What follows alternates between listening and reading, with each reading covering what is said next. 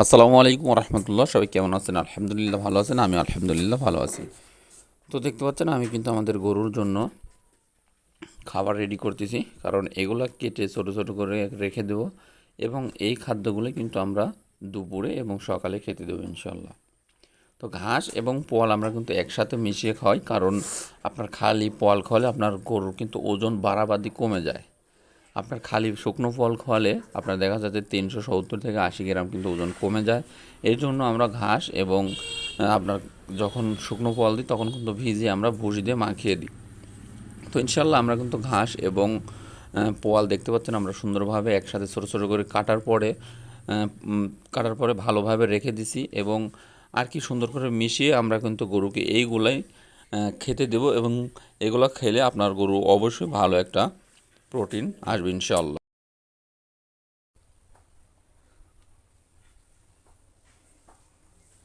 তো পরিশ্রম এত সহজ না, অনেক কষ্ট করতে হয় একটা কিছু করতে হলে। তো আপনারা যারা এরকম কষ্ট করতে পারেন না তারা এসব কামের মধ্যে অবশ্যই আসবেন না।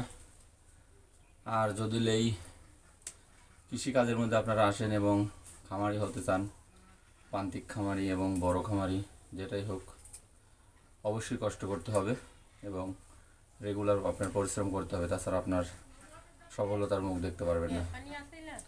তো দেখলেন আমি আমার গরুর বিকালের খাবারের জন্য যেভাবে আমি আমার গরুকে খাতে দিই এবং কিন্তু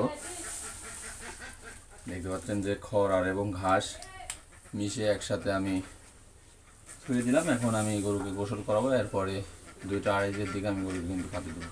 তো আপনারা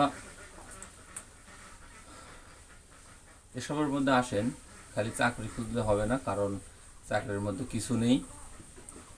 ব্যবসা করেন ছোটোখাটো, তবে হালালভাবে করবেন ইনশাল্লাহ। বেহালাল কোনো সময় খাবেন না, তাহলে কিন্তু আপনি বরকত পাবেন না।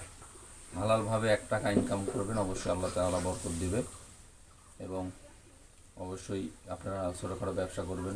যাদের টাকা পয়সা আছে তারা বড় ব্যবসা করবেন, কোনো সমস্যা নাই। এবং আমার চ্যানেলে যারা নতুন আছেন তারা যদি কোনো ধরনের পরামর্শ নিতে চান, অবশ্যই ইনশাল্লাহ পরামর্শ দেব।